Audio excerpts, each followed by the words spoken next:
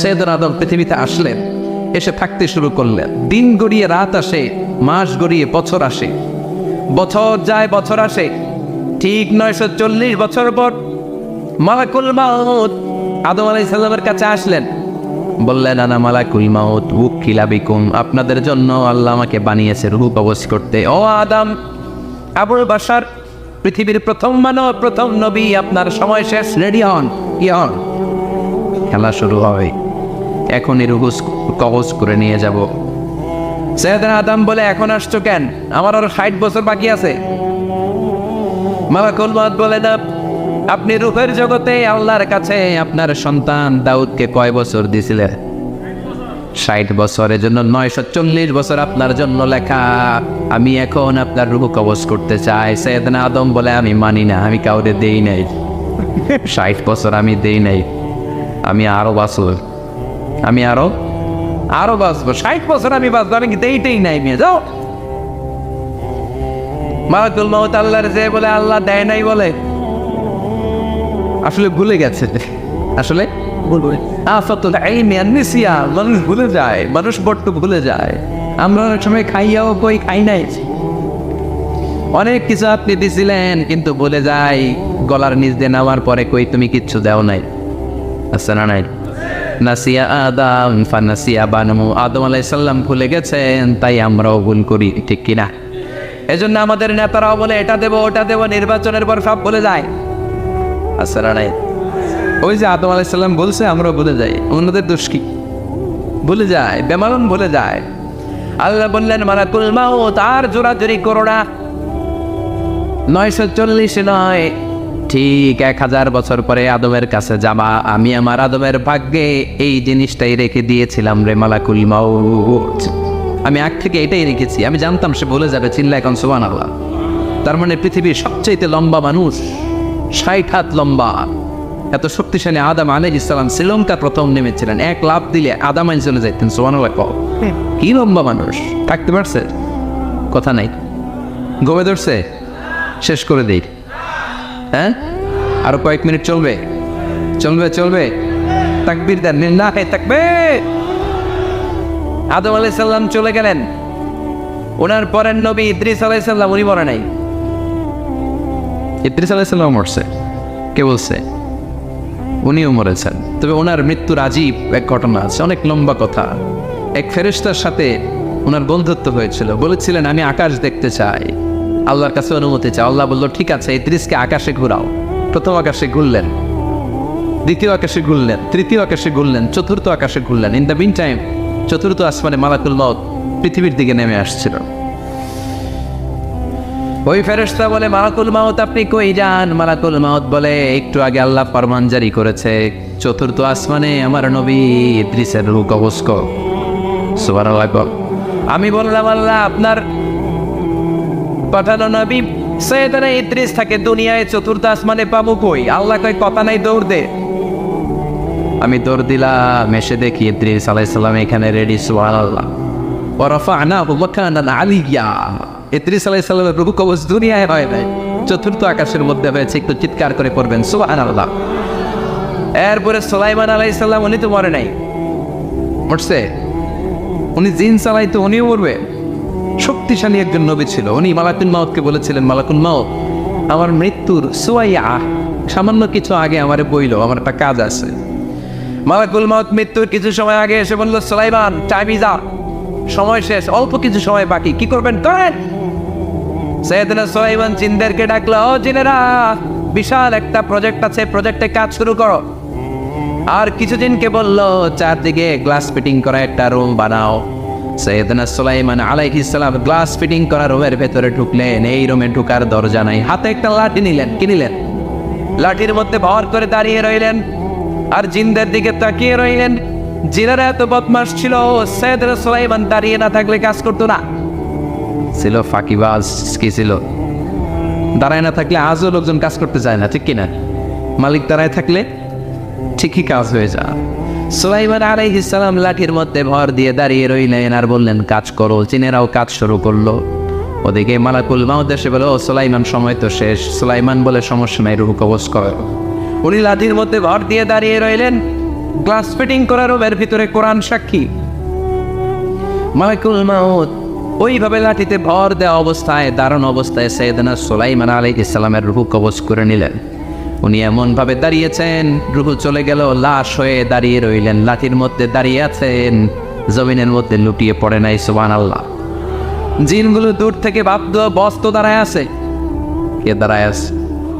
জিনেরা মনে করছে বস দাঁড়ায় আছে, কাজ করতে হবে। করতে করতে পুরা প্রজেক্টের কাজ শেষ। ইন দ্য মিন টাইম ঝিঝি পোকা, ওই পোকা যেই পোকা কাঠ খেয়ে ফেলে, এই কাঠ খাওয়ার পোকা সুলাইমান আলাইহিস সালাম লাঠির ভেতরে ঢুকে লাঠিও খেয়ে ফেলেছে। সাইয়েদনা সুলাইমান আলাইহিস সালাম তপাস করে জমিনে পড়েছে।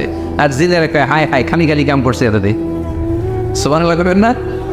সুলাইমান আলাইহিস সালাম বাঁচতে পারে না, চলে গেলেন। মুসা আলাইহিস সালাম মরছে, উনি মরবে কেন? উনি তো রানী মারে মরছে।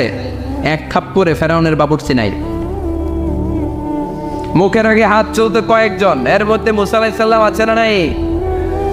মালাকুল মাউত মানুষের আকৃতিতে অনুমতি না নিয়ে ঘরের ভেতরে ঢুকে গেল। ঢুকে বলে আনা মালাকুল মাউত, আমি মৃত্যুর ফেরেশতা। তো কি চাও? জিতু আন আকবাদা রূহাক, আপনার রূহ কবজ করতে আসছি। কিন্তু মুসা আলাইহিস সালাম দেখতেছেন দিব্য একজন মানুষ, কি দেখে? আবার সালাম দেয় নাই, অনুমতি নিয়েও ঢুকে নাই। অমিয়া অনুমতি নিয়ে ঘরে ঢুকানোর দরকার আছে না নাই? মুসা আলাইহিস সালামের মেজাজ বড় গরম। উনি বললেন কি করবি? কয় আপনারে মারবো। কয় এদিকে আয়। মালাকুল মাউত মনে মনে ভাবে এতদিন সব মানুষগুলো আমারে দেখলে দিত দৌড়, আজকে মনে হয় আমারে দিতে হবে দৌড়। এক পা গায়ে দুই পা পেছায় সাহস করে সামনে গেলেন। আবার মুসা আলাইহিস সালাম দিলেন এরকম থাপ্পড়। ফাসাক্কাহু ফাফাকু আইনা, বুখারীর বর্ণনা, এক থাপ্পড়ে চোখ নাই। ঠিকই মালাকুল মাউত দৌড়, এক দৌড়ে আল্লাহর কাছে। আল্লাহ বললেন রাখো, এটা মুসা আলাইহিস সালাম, তার মেজাজ বড্ড গরম, আমাকে কথা বলতে হবে। আল্লাহ বললেন মুসা, বুখারীর বর্ণনা, গরুর পিঠের উপর হাত রেখে দাও। রাখা হলো। তোমার হাতের নিচে গরুর যত পশম, প্রত্যেক পশমের বিনিময়ে এক এক বছর করে হায়াত বাড়িয়ে দিলাম। মুসা আলাইহিস সালাম অনেক চালাক নবী। উনি বললেন আল্লাহ, আমার হাতের নিচে যদি গরুর 2000 পশম থাকে, তার মানে 2000 বছর হায়াত বাড়িয়ে দিলেন। কিন্তু এক্সট্রা হায়াত যখন শেষ হয়ে যাবে এরপরে কি হবে? আগে ওইটা বলেন। আল্লাহ বললেন সুমাল মাহবুত, তারপরে তো মুসা মরতেই হবে, আসতেই হবে। সাইয়েদনা মুসা আলাইহিস সালাম বললেন ফাল আনা, তাহলে আর দেরির দরকার নাই, এখনই আমি আপনার কাছে চলে যেতে চাই। মালাকুল মাউত মুসা আলাইহিস সালামের রূহ নিয়ে উড়াল দিলেন। সুবহানাল্লাহ। বাঁচতে পারছে? বিশ্বনবী মরে নাই, উনি ইন্তেকাল করেছেন। চিল্লা এখন ঠিক কিনা? ইন্তেকালের আগে বিশ্বনবী প্রচন্ড অসুস্থ হলেন। মা আয়েশারে ডেকে বললেন, আয়েশা মনে হয় আমি বাঁচব না। ওই যে খায়বার বিজয়ের দিন, খায়বার দুর্গ বিজয় করার পরে এক ইহুদি মহিলা আমার দাওয়াত দিয়েছিল। ওই দাওয়াত খেতে যাওয়ার পরে গোশতের মধ্যে বিষ মাখানো হয়েছিল রে আয়েশা। ওই বিষ মাখানো খাসির গোশত খেয়ে যে ব্যথা আমার পেটে উঠেছিল, আজ আবার সেই ব্যথা উঠেছে। বিশ্বনবী ওই বিষ খাওয়ানো গোশতের কারণে ইন্তেকাল করেছেন। তার মানে বিশ্বনবীর সাথে জামা আল্লাহ বাইনা নবুওয়া ওয়া শাহাদা, আল্লাহ বিশ্বনবীকে শুধু নবী বানায় নাই, শহীদ হিসেবে কবুল করেছে। সুবহানাল্লাহ করবেন না? প্রচন্ড অসুস্থ, উনি ছাড়া মসজিদে নববীতে কেউ ইমামতি করার সাহস পায় না। বিশ্বনবী বললেন আবু বকর তুমি যাও, আবু বকরও যায় না। বিশ্বনবী বললেন পানি আনো। বিশ্বনবী পানি দিয়ে ওযু করলেন। ওযু করে কয়েকজন সাহাবীকে ধরে উঠতে চাইলেন, আবার থপাস করে বেহুশ হয়ে পড়লেন। বিশ্বনবী উঠতে পারে না। আবার বললেন ঠান্ডা পানি আনো। পানির ভেতরে বিশ্বনবী 2 হাত ঢুকিয়ে দিয়ে ঠান্ডা ভিজা হাত দিয়ে চেহারার মধ্যে মাসে করলেন আর বললেন ইন্নালিল মাউতি লা সাকারাত, হায়রে মৃত্যুর কি যন্ত্রণা, হায়রে মৃত্যুর যে কি কষ্ট। অবিয়া বিশ্বনবী যদি মৃত্যুর কষ্টে কাতরায়, আমাদের অবস্থা কি? আমাদের নসিবে কি আছে? আল্লাহ তুমি বাঁচাও, পড়ে না আমি। বিশ্বনবী কাঁদছেন, সাহাবারা একের পর এক দেখতে আসে, কান্নার রোল পড়ে গেল চারদিকে। বিশ্বনবীর কলেজার টুকরা নয়নের পুটুলি সাইয়েদাতুনা ফাতিমা বিশ্বনবীর কান্না সহ্য করতে পারে না। বিশ্বনবীকে ধরে মা ফাতিমা সাইয়েদাতুনা ফাতিমা বিলাপ করা শুরু করে দিলেন, চিৎকার দিয়ে কান্নাকাটি শুরু করে দিলেন আর বললেন ওয়া কুরবাবা, ওয়া কুরবাবা, হায় হায় আমার বাবার কি কষ্ট, আহা আমার বাবার কি কষ্ট হচ্ছে। বিশ্বনবী বললেন ফাতেমা তুমি কেঁদো না, আমার কষ্ট আজকের পরে আর থাকবে না। আজকে তোর বাবার সব কষ্ট বন্ধ হয়ে যাবে। কি যেন কানে কানে বললেন, ফাতেমা আরো কেঁদে দিল। আবার কানে কানে কি যেন বললেন, ফাতেমা হেসে দিল। বিশ্বনবীর ইন্তেকালের অনেক পর মা আয়েশার কাছে ফাতেমা বললেন, আমি যখন প্রথমে কেঁদেছিলাম আব্বা বলেছিল আমি আর বাঁচবো না রে ফাতেমা। আবার কানে কানে একটা কথা বলার পরে হেসেছিলাম, আব্বা বলেছিল আমার পরে আমার পরিবার বর্গের মধ্য থেকে সর্বপ্রথম তোমার সাথে আমার দেখা হয়ে যাবে রে ফাতেমা। অল্প কয়েক মাসের ব্যবধানে সাইয়েদাতুনা ফাতেমা উনিও ইন্তেকাল করলেন। বিশ্বনবী শোয়া থেকে উঠতে পারে না। এক সাহাবীকে দেখলেন মেসওয়াক করছে। বিশ্বনবী মেসওয়াকের দিকে তাকিয়ে রইলেন। বিশ্বনবীর নিথর দেহটা পড়ে আছে। আয়েশারা যে বলবে আয়েশা মেসওয়াক দাও, বলতে পারেন। মা আয়েশা বুঝতে পেরে মেসওয়াক আনলেন, বিশ্বনবীকে মেসওয়াক করিয়ে দিলেন। এবার বিশ্বনবী বললেন, ও আবু বকর শোনো, আল্লাহ আমাকে অপশন দিয়েছে। কি দিয়েছে? আল্লাহ বলেছে নবী আজীবন থাকতে চাইলে থাকেন, আর আসতে চাইলে চলে আসেন। আমি থাকতে না চেয়ে আল্লাহর কাছে চলে যাওয়ার ইচ্ছা করলাম। সাইয়েদনা আবু বকর কান্না জুড়ে দিলেন। বিশ্বনবী বললেন, আসসালাত আসসালাত, ও আমার উম্মতেরা নামাজ তরক করো না। ইন্তেকালের আগে বললেন নামাজ ছেড়ে দিও না। আর বললেন, ওয়ামা মালাকাত আইমানুকুম, তোমাদের অধীনস্থ কর্মচারীদের সাথে খারাপ আচরণ করো। ঘাম শুকানোর আগে পয়সা দিয়ে দিও। আর হাত দুটো উঁচু করে বললেন, আল্লাহুম্মা ইলা রাফিকিল আলা, ও আল্লাহ আমি আপনার কাছে যেতে চাই। এই কথাটা বলে বিশ্বনবীর হাত দুইটা থপাস করে জামিনে পড়ে গেল। বিশ্বনবীও চলে গেলেন। থাকতে পেরেছে কেউ? চিল্লায় বলেন। এজন্য আমরা আল্লাহর কাছে ইমানই মৃত্যু চাই। কি মৃত্যু? আমরা উত্তম মৃত্যু চাই। চিল্লায় বলেন কি মৃত্যু? এজন্য মরণের আগে ইমান নিয়ে মরার দরকার আছে না নাই? বিশ্বনবী দোয়া করতেন, আল্লাহুম্মা রযুকনা হুসনাল খাওয়াতিম, ও আল্লাহ আমাদের শেষটা যেন ভালো হয়। শেষ কথা বলি, এদিকে তাকান, মনোযোগ আছে? বলতেন, আল্লাহুম্মা রযুকনা হুসনাল খাওয়াতিম, ও আল্লাহ আপনি আমাদেরকে ইমানের মৃত্যু দেন, আমাদের শেষটা ভালো করেন। কারণ সব ভালো তার শেষ ভালো। জানেন না এটা আপনারা? সব ভালো তার শেষ ভালো। আজীবন ইসলামের পক্ষে, আজীবন নামাজি মুত্তাকি, মরার আগে কাফের হয়ে মরে এরকম আছে না? মরার আগে শাহবাগের মঞ্চে উঠে ভাষণ দেয়, ভাইয়েরা আমার আছে না নাই? আবার আজীবন কাফের, ইসলামের বিরোধী, ইন্তেকালের আগে কালিমা পড়ে সব মাফ করায় আছে না নাই? বিশ্বনবীর শ্বশুর আবু সুফিয়ান, নাম শুনছেন? বদরের যুদ্ধে বিশ্বনবীর বিরুদ্ধে, মক্কায় বিশ্বনবীর ঘুমাতে দেয় নাই। উহুদের যুদ্ধে বিশ্বনবীর সাথে ফাইট, খন্দকের যুদ্ধে বিশ্বনবীর সাথে মারামারি, আহজাবের যুদ্ধে কিলাকিলি, সারাটা জীবন বিশ্বনবীর সাথে মারামারি। মক্কা বিজয়, কালিমা পড়ে মুসলমান হয়েছে। গোটা জীবনে যা অন্যায় করেছে সব মাফ করে দিয়েছে কে?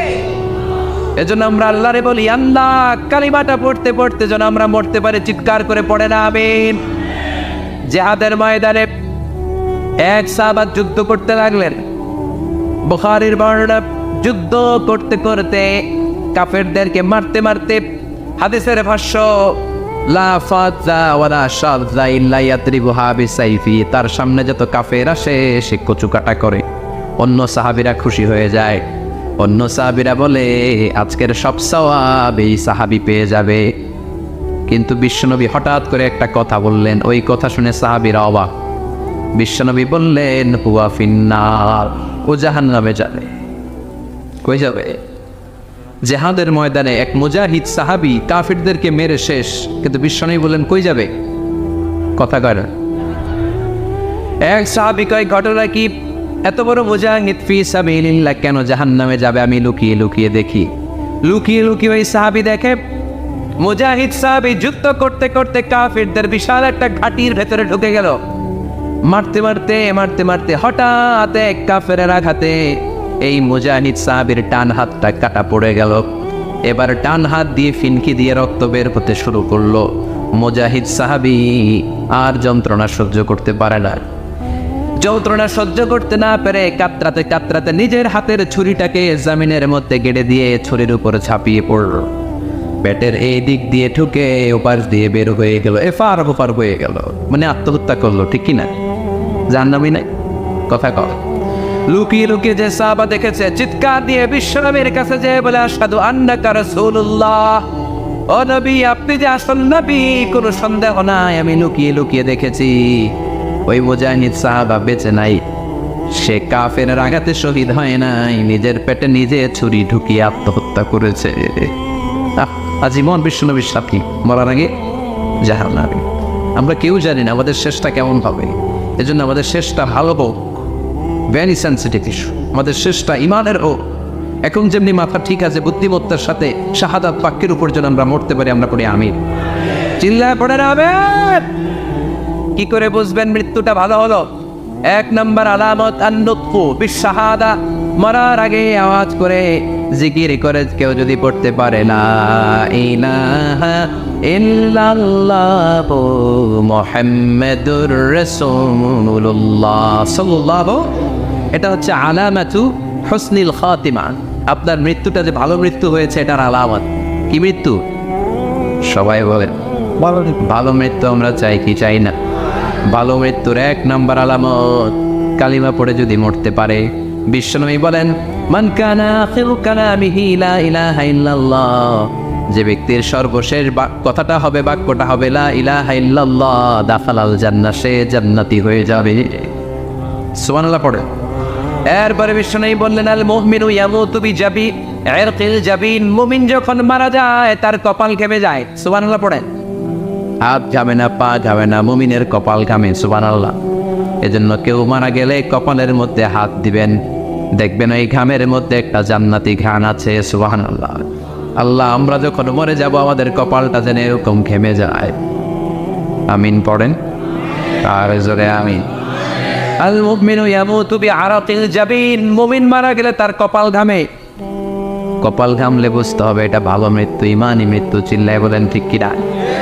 এরপরে বিশ্বনবী বললেন ফি লাইলাতিল জুমা, জুমার রাতে যদি মরে, আও ফি শাহরি রমাদান, কিংবা রমজান মাসে যদি মরে, আও ফি সাফারিল হজ, কিংবা হজের সফরে যদি মরে। বাংলার জমিন থেকে অনেক হাজিরা হজ করতে যায়, অনেকে ওইখানে যে আরাফাতের ময়দানেও মারা যায়, এরকম হাজি আছে না? খুশনসিব, এটা খুশনসিব। আলহামদুলিল্লাহ পড়ে। মনের পথে অবিচল থেকে আমার মরণ যেন হয়। চিল্লায় পড়ে না আমিন। তার মানে কে কোথায় মরবো আমরা কেউ জানি নাকি? ওমা তাদরি নাফসুম বিআইয়ি আরদিন তামুত, কোন জায়গায় মরবা, কখন মরবা কেউ আমরা জানি না, কিন্তু মরবো সবাই জানে। ঠিক কিনা? কুল্লু নাফসিন যায়িকাতুল মাউত, প্রত্যেকটি আত্মার মৃত্যুবরণ করতে হবে, এটা আমরা সবাই জানি। The most certain thing in life is death, but the most uncertain thing in our life is the time of death. এই জীবনের সবচেয়ে সুনিশ্চিত বিষয় হলো মরণ, সবচেয়ে অনিশ্চিত বিষয় হলো মরণের সময়। চিল্লা এখন ঠিক কিনা? মরবো যে আমরা সবাই জানি, কিন্তু কোথায় মরবো আমরা কেউ জানি? জানি আমরা সবাইকেই মরতে হয়। জন্মালেই মরতে হবে, চলে যেতে হবে, থাকা যাবে না। এটাই হলো পৃথিবীর পদ্ধতি। জীবনের সবচাইতে নির্মম ঘটনা হচ্ছে মরণ, সবচাইতে ভয়ঙ্কর অভিজ্ঞতা। কোন প্রাণীর জন্য সর্বোচ্চ এবং সবচাইতে ভয়ঙ্কর অভিজ্ঞতা হচ্ছে মৃত্যু। এবং এত ভয়ঙ্কর অভিজ্ঞতা, এই অভিজ্ঞতাটা কারো কাছে শেয়ার করে যাওয়া যায় না। মরার সময় কেউ বলে যেতে পারছিল আমার মরতে এমন লাগছে, কইতে পারছে? কেমন লাগছে বলতে পারে? বলা যায় না। তার আগেই চলে যেতে হয় শৈশব, কৈশোর, যৌবন, বার্ধক্য, প্রৌঢ়ত্ব, বয়সের ছাপ, কালো চুল দাড়ি সাদা হয়ে যাওয়া, দাড়ি চুলের শুভ্রতা, দুর্বলতা। This is the circle of life. ছোট্ট ছিলাম, বড় হলাম, সিঙ্গেল ছিলাম, ডাবল হলাম, তারপরে বাবা হলাম, তারপরে শ্বশুর হলাম, তারপরে নানা হলাম, তারপরে চলে যেতে হবে। This is the circle of life. চিল্লায় বলেন ঠিক কিনা? এই যে মুরব্বীরা, দাড়ি পাকা মুরব্বী যারা আছে, আপনারা কি মনে করছেন মায়ের পেট থেকে মুরব্বী হয়ে বেরিয়েছিল? কিরকম বের হয়েছিল? তারাও ওয়া ওয়া করেছে, এরাও ফিডার খাইতো। এই চাচারা খায় নাই? এরাও ফিডার খেত, এরাও মায়ের বুকের দুধ খেত, এরাও ছোট্ট বাচ্চাদের মতো গরমকালে পানির মধ্যে ডুবাইতো। স্কুল ফাঁকি দিয়ে বাচ্চারা ডুবায়, আসে না নাই? উখিয়াতে এরকম নাই? ছোট্ট বাচ্চা ছিল, বড় হলো, বার্ধক্যে উপনীত হলো। This is the circle of life, চলে যেতে হবে। বিশ্বনবী বললেন, আমার উম্মতি মা বাইনা সিত্তিনা ইলা সাবঈন, আমার উম্মতের গড় বয়স হলো 60 থেকে 70। এই উম্মতের গড় বয়স কত?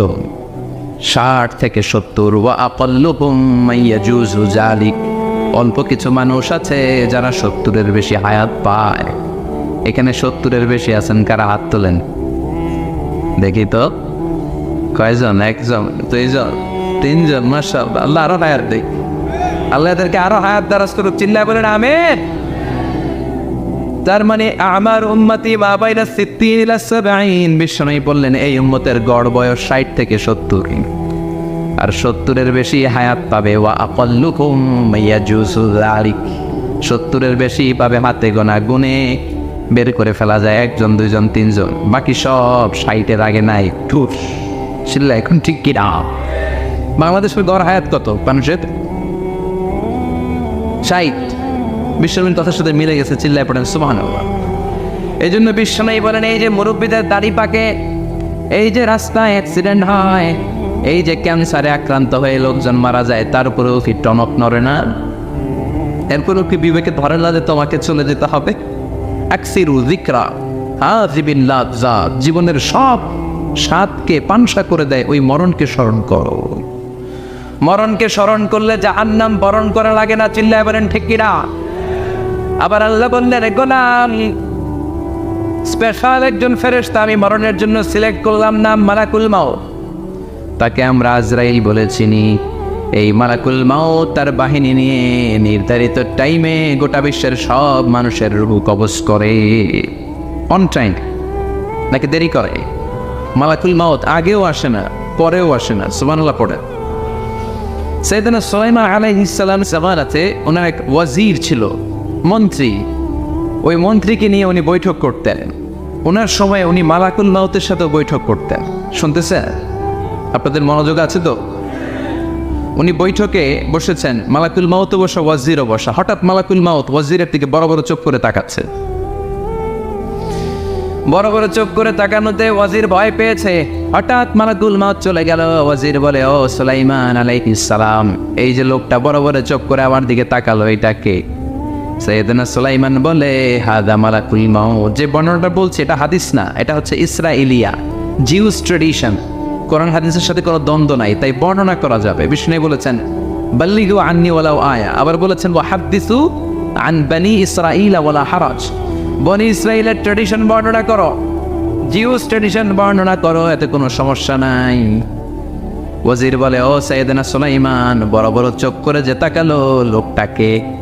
সাইয়েদনা সুলাইমান বলে, হাদা মালাকুল মাউত, এটা মৃত্যুর ফেরেশতা। ওয়াজিরের কলিজায় পানি নেই। এটা কি ফেরেশতা? শুনে তো পিলে চমকে গিয়েছে। কয় কি? মালাকুল মাউত তো আমার চিনে ফেলেছে, বাড়ি চিনে ফেলছে আমার খবর আছে। সাইয়েদনা সুলাইমান আলাইহিস সালাম জিনদেরকে দিয়ে কাজ করাতেন, মেঘমালাকে দিয়ে কাজ করাতেন, বিশাল সিংহাসন নিয়ে পৃথিবীর প্রাচ্য থেকে পাশ্চাত্যে ঘুরে বেড়াতেন। সাইয়েদনা সুলাইমানকে ওয়াজির বলে, ও সুলাইমান, মেঘমালাকে আদেশ করে দেন, আমি আর এই ফিলিস্তিনের ভূখণ্ডে থাকতে চাই না। আকাশের মেঘমালার উপরে আমারে বসিয়ে দেন, আর বলে দেন আমারে নিয়ে যেন আকাশের মেঘমালা হিন্দুস্তানের ওই দূর পর্বতে রেখে আসে। আকসা আল হিন্দ, হিন্দের সবচেয়ে দূরবর্তী জায়গায় যেন আমার রেখে আসে। সাইয়েদনা সুলাইমান বললেন, আকাশের মেঘ যাও, আমার ওয়াজিরকে নিয়ে হিন্দুস্তানের একটা উপদ্বীপে রেখে আসো। রেখে আসা হলো। কিছুক্ষণ পর মালাকুল মাউত সাইয়েদনা সুলাইমানের কাছে হাজির। সাইয়েদনা সুলাইমান বললেন, ও মালাকুল মাউত, কই ছিলা? একটু আগে হিন্দুস্তান থেকে আপনার ওয়াজিরের রূহ কবজ করে আসছি। সুবহানাল্লাহ পড়েন। এটা আবার কেমন কথা, তুমি ওইখানে গেলা কেন? কয়, রব্বুল আলামিন কিছুক্ষণ আগে আমার কাছে পয়গাম পাঠিয়েছে, যাও সাইয়েদনা সুলাইমানের ওয়াজিরের রূহটা কবজ করো। কবজ করার জায়গা হলো হিন্দুস্তানের উপদ্বীপ। কোন জায়গায়? মালাকুল মাউত এসে দেখে সুলাইমান নবীর সাথে মিটিং করে। ওয়াজির কার সাথে মিটিং করে? সুলাইমান নবীর সাথে। কিন্তু ফরমানে লেখা রূহ কবজ করতে হবে কোথায়? হিন্দুস্তানে। সুবহানাল্লাহ করবেন না? এই জন্য বড় বড় চোখ করে আমি তাকিয়েছি, আর মনে মনে ভাবলাম টাইম তো নাই, কারণ মৃত্যু তো অন টাইমে হতে হয়, এখনই ওর রুহু কবজ করতে হবে। কেমন করে ওইখানে যাবে আমি জানি না, আমি আগে চলে যাই। মালাকুল মউত চলে গেল, যে দেখে ওই জায়গায় ওয়াজির হাজির, সাথে সাথে রুহু কবজ করে আল্লাহর কাছে চলে গিয়েছে। পড়েন সুবহানাল্লাহ। এই জন্য আল্লাহ বললেন, মালাকুল মউত আমি নির্ধারণ করে দিয়েছি, পৃথিবীর প্রতিটি মানুষ মালাকুল মউতকে দেখবে, চাক্ষুষ দেখবে, ভালো হলেও দেখবে, খারাপ হলেও দেখবে। কার কথা? ভালো মানুষ যদি হয়, আল্লাহওয়ালা যদি হয়, ইসলাম প্রিয় যদি হয়, ডানপন্থী যদি হয়, মৃত্যুর সময় মালাকুল মউত আলা সূরাতি শাবিন আলা আহসানি সূরা, একজন যুবকের আকৃতিতে চমৎকার তবতবে সাদা একটা জুব্বা পরে, জান্নাত থেকে জান্নাতি কাপড় নিয়ে, হানুত মিন হানুতিল জান্নাহ, জান্নাতের সুগন্ধি নিয়ে মুমূর্ষু রোগীর মাথার সামনে এসে বসে যায় আর দেহটার ইঙ্গিত করে বলে, ইয়া আইয়াতুহান নাফসুত তাইয়্যিবা, ও পবিত্র আত্মা। আরেক বর্ণনায় এসেছে, ইয়া আইয়াতুহান নাফসুল মুতমাইন্না, ও প্রশান্ত আত্মা, উখরুজি ইলা মাগফিরাতিম মিনাল্লাহ, আল্লাহর ক্ষমার দিকে বের হয়ে আসো। উখরুজি ইলা মাগফিরাতিম মিনাল্লাহি ওয়া রিদওয়ান, আল্লাহর ক্ষমার সন্তুষ্টির দিকে রুহুটা বের হয়ে আসো। স্মুথলি বলার সাথে সাথে মুমিনের দেহ থেকে রুহুটা বের হয়ে আজরাইলের হাতে চলে যায়। স্মুথলি বলার সাথে সাথে স্বাচ্ছন্দ্যে আনন্দে মুমিনের দেহ থেকে রুহুটা সা করে বের হয়ে মালাকুল মউতের হাতে এসে পড়ে। পড়েন সুবহানাল্লাহ। আল্লাহ এমন মৃত্যু তুমি আমাদের নসিবে রেখে দিও, চিৎকার করে পড়ে না আমিন।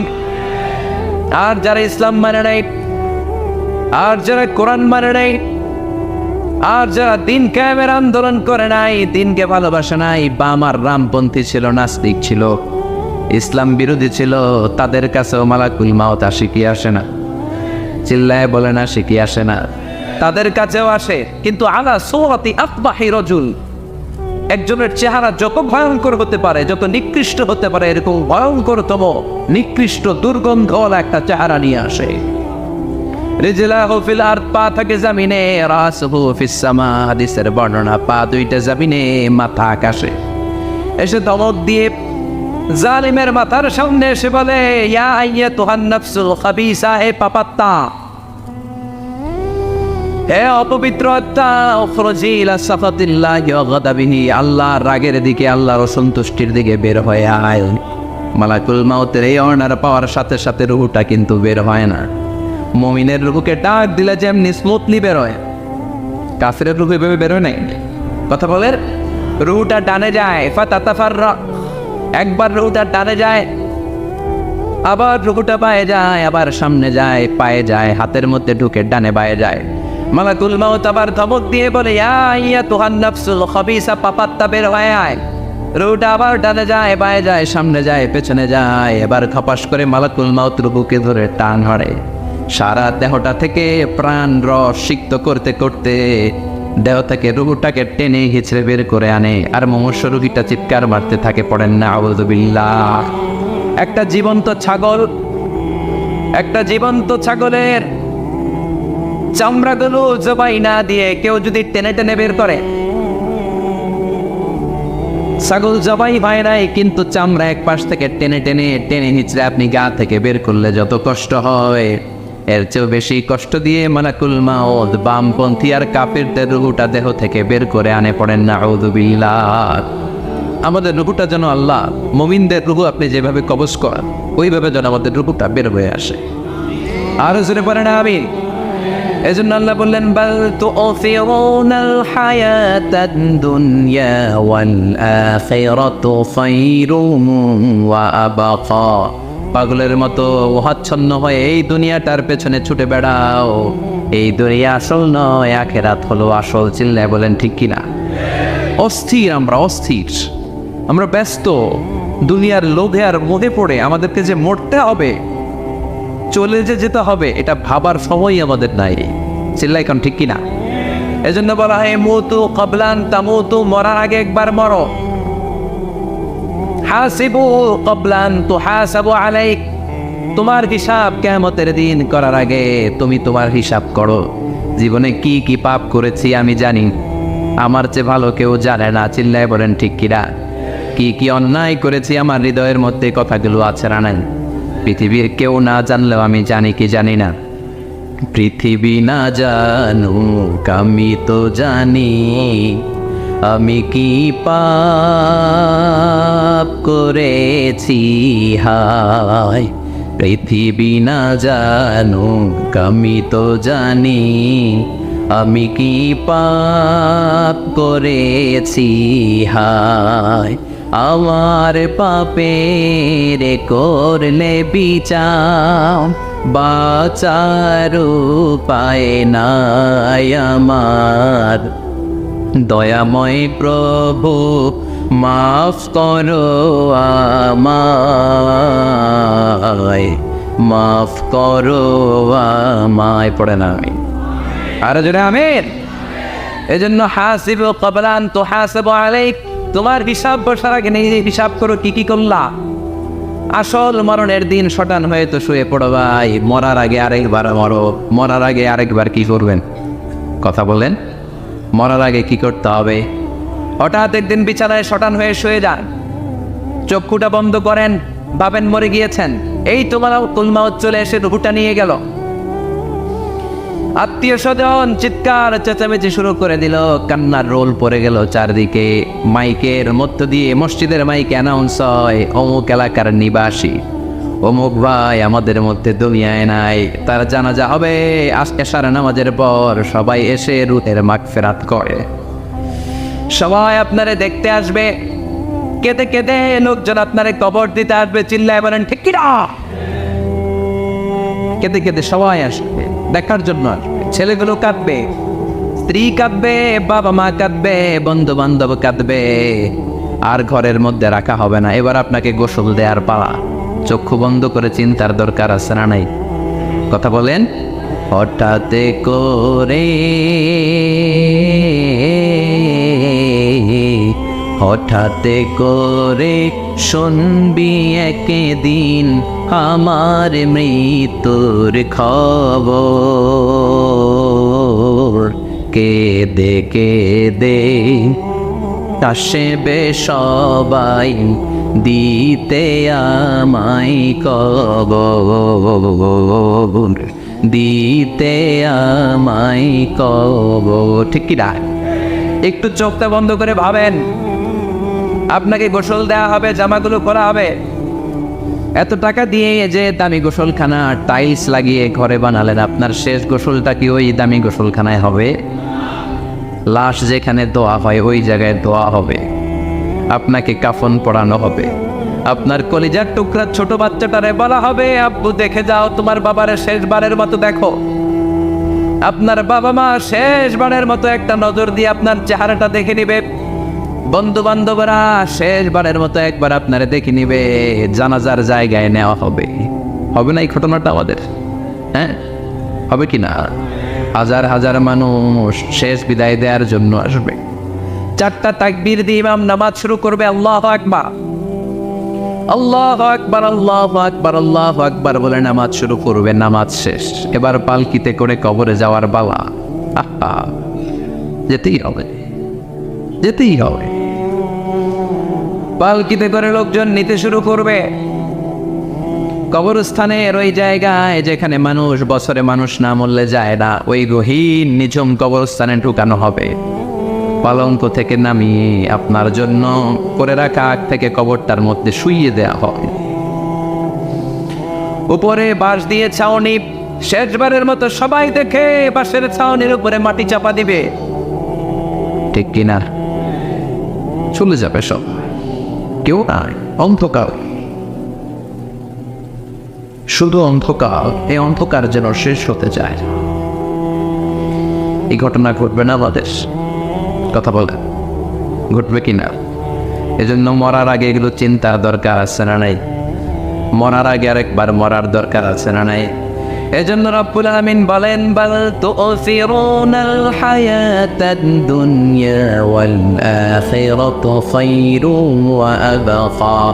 এই দুনিয়ার জীবনটাকে তোমরা আসল জীবন মনে করো, এটা আসল জীবন নয়। আসল জীবন হলো কবরের জীবন। চিল্লায় বলেন ঠিক কি না? আল্লাহ তোমার এই দুনিয়ায়,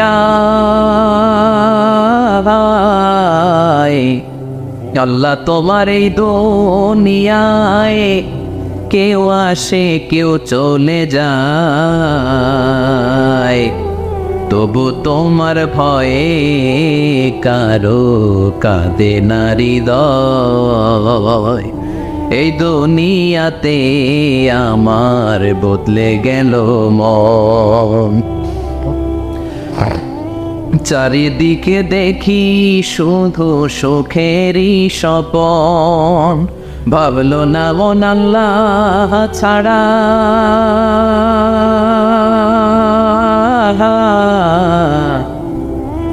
ভাবলো না মন আল্লাহ ছাড়া নেই কোনো উপায়,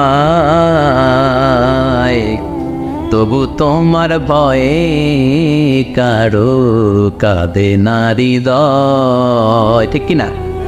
আসে আর চলে যায়। প্রতিদিন মাইকে অ্যানাউন্স শুনি অমুক এলাকার অমুক লোক নাই, দাদা গেল, বাবা গেল, বড় ভাই গেল, আত্মীয় স্বজন গেল, আমাকেও যেতে হবে, এই চিন্তা মাথায় নাই, চিল্লা এখন ঠিক কিনা? এজন্য লাইফটা হলো one time, one chance, second কোনো চান্স আপনাকে দেয়া হবে নাকি? কাফেররা বলবে ইয়া রাব্বি আরেকটা সুযোগ দেন, লাউ আন্না লানা কাররা ইয়ানি মাররা, আল্লাহ আরেকটা সুযোগ যদি পেতাম দুনিয়াতে ভালো করে আসতাম।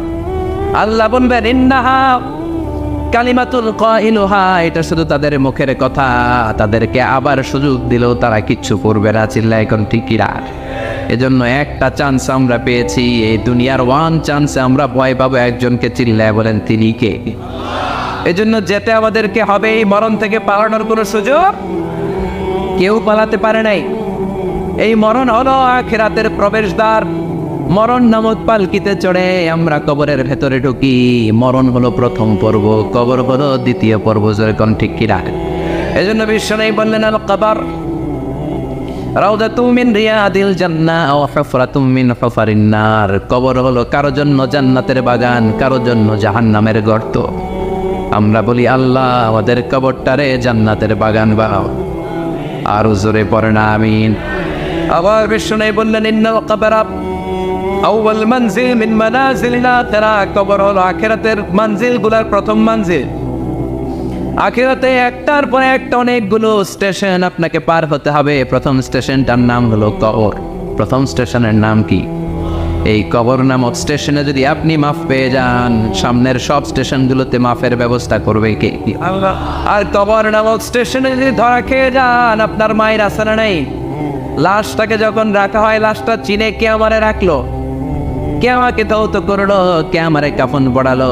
এজন্য বিশ্বনবী বলেছেন মৌরশের সামনে বসে বসে পড়ো লা ইলাহা ইল্লাল্লাহু মুহাম্মাদুর রাসূলুল্লাহ নাফতিনু মাউতাকুম। লা ইলাহা ইল্লাল্লাহ, মৌরশের সামনে দাঁড়িয়ে দাঁড়িয়ে পড়ো লা ইলাহা ইল্লাল্লাহ। এই লা ইলাহা হচ্ছে জীবিতদের জন্য কালিমা, আর আমরা মরার পরে এই জিকির করি, ঠিক না? আমাদের দেশের অনেক জায়গায় লাশ নিয়ে কবরে যাওয়ার সময় লা ইলাহা পড়ে না। না, এটা আগের জিকির, মরার আগের জিকির। মরার আগে আপনাকে অ্যানাউন্সমেন্ট দিতে হবে আল্লাহ ছাড়া কোনো ইলাহ নাই, বিশ্বনবী হচ্ছেন শেষ নবী এবং রসুল, চিল্লায় বলেন ঠিক কি না? লাশটাকে যখন রেখে দেয়া হয়, বিশ্বনবী যত মানুষকে কবরে রেখেছেন তারপরে দাঁড়িয়েছেন আর বলেছেন ইস্তাগফিরু লিআখিকুম, তোমার ভাইদের জন্য তোমরা দোয়া করো। ফাইন্নাহু আনা ইউসাল, এখনই তাকে কবরে সওয়াল করা হবে। কবরে প্রশ্ন আসছে না নাই? কথা বলেন।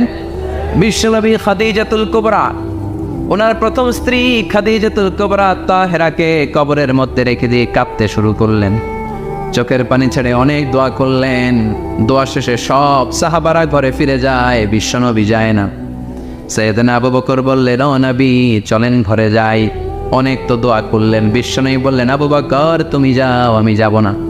এইটা সাধারণ মহিলা না, এটা বিপদের দিনের সঙ্গিনী খাদিজা। মক্কায় যখন আমার কেউ ছিল না, খাদিজা আমারে ভুলে নাই। 3 বছর কাফিররা আমাকে জেলখানায় বন্দি রেখেছে, নাম শিয়াবে আবি তালেবের জেলখানা। আমার স্ত্রী ওই জেলখানার জীবনেও আমারে ছাড়ে নাই, আমার সাথে 3 বছর খাদিজাও জেল খেটেছে।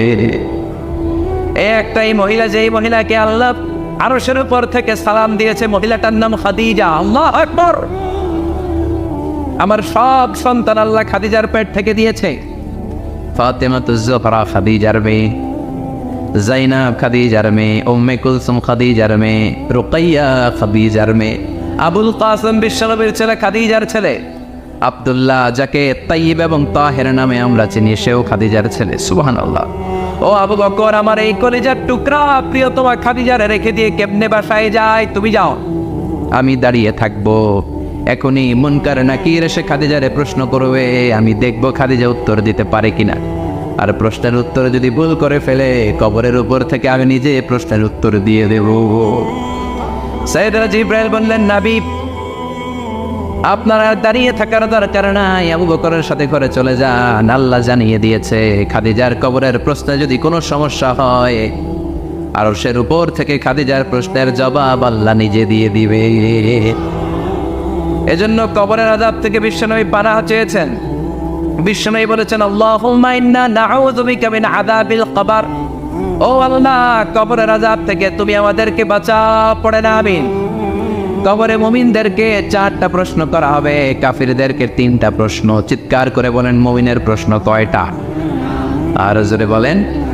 প্রথম প্রশ্ন, মার রব্বুক, তোর রবের নাম কি? আমরা কি বলবো? আল্লাহ আমারে রব, এই রবি আমার সব, দমে দমে তনু মনে তারি অনুভব। আল্লাহ আমারে রব, এই রবি আমার সব। পড়েন আমিন। দ্বিতীয় প্রশ্ন, আমার দিন, উত্তর দিনের নাম কি? ধর্মের নাম কি? তৃতীয় প্রশ্ন, মান হাযার রাজুল, এই লোকটাকে কে? আমরা বলবো মুহাম্মদ সাল্লাল্লাহু। 3টা প্রশ্নের উত্তর যখন আপনি কবরে করে দিতে পারবেন, অতিরিক্ত একটা প্রশ্ন, ওয়ামা ইলমুক, এই যে 3টা প্রশ্নের উত্তর পানলা, কেমন করে উত্তর জানলা? কোত্থেকে শিখেছ? নকল করে আনছো কাফনের কাপড়ে? পরীক্ষা বলে নকল আছে না নেই? হাতে নকল আছে না? পায়ে নকল, মোজার ভিতরে নকল আছে না নেই? মোবাইলে নকল আছে না নেই? নকল থেকে আল্লাহ তুমি বাঁচাও। আরো আসতে তো না আমি। কিভাবে জানলা? কেমন করে 3টা প্রশ্নের উত্তর শিখলা? What is the source of your knowledge? তথ্যসূত্র কি? আপনাকে বলতে হবে, আমি যেই কিতাবটা থেকে শিখেছি, কিতাবটার নাম কি? চিল্লায় বলেন কিনা? এই কিতাবটা হলো কোরআন। আপনাকে বলতে হবে, কোরআন থেকে আমি শিখেছি, বিশ্বনবীর হাদিস থেকে আমি শিখেছি। 4টা প্রশ্নের উত্তর যখন পারবেন, ফেরেশতারা বলবে, আহলান সাহলান, খুশ আমদেদ, কংগ্রেচুলেশন, বাহ বাহ, তুমি তো চমৎকার পেরেছো। ফায়ুফসাহু লাহু কবরুহু ৭০ দিরাআন, মুমিন বান্দার কবরটা ৭০ হাত লম্বা করে দেয়া হবে। ইফতাহু লাহু বাবুন ইলাল জান্নাত, জান্নাতের দিকে তার কবর থেকে একটা দরজা বানিয়ে দেয়া হবে। জান্নাতের সুঘ্রাণ, ঠান্ডা বাতাস এসে তার কবরের ভিতরে ঢুকতে শুরু করবে। ইলবাসু লিবাস মিন আহলিল জান্নাত, জান্নাতীদের পোশাক তার গায়ের মধ্যে পরিয়ে দেয়া হবে। আল্লাহু আকবার। আর বলা হবে, নাম কানাউমিল আরুস, বাসর রাতে বর যেমনি কনেকে নিয়ে ঘুমিয়ে যায়, তুমিও একটা ঘুম দাও। আলহামদুলিল্লাহ পড়ে মুমিন বান্দা আনন্দের একটা ঘুম দিবে। ইসরাফিলের সিংগার আওয়াজ ছাড়া পৃথিবীর কোনো কিছুই তার আগে এই ঘুম ভাঙতে পারবে না। আল্লাহ আমরাও যেন সেদিন কবর একটা মজার ঘুম দিতে পারি, তুমি তৌফিক দাও। জোরে বলেন আমিন।